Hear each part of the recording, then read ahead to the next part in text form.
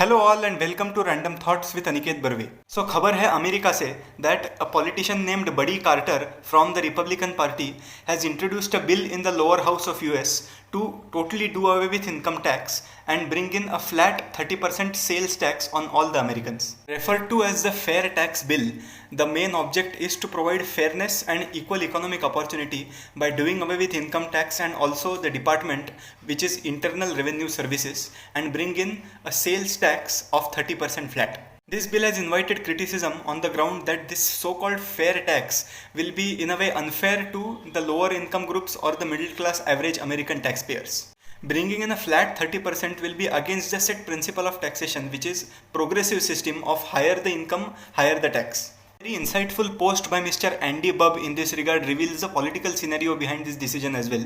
So apparently this bill is unlikely to be passed because the Senate is governed by the Democrats.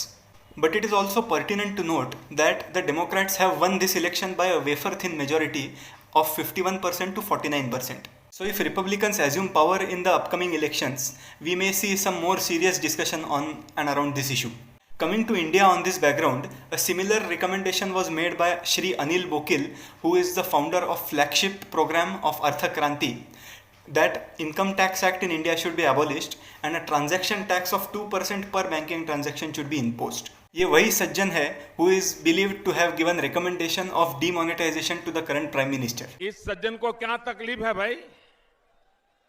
क्या तकलीफ है इनको? Waiting for your take in the comments. Namaste.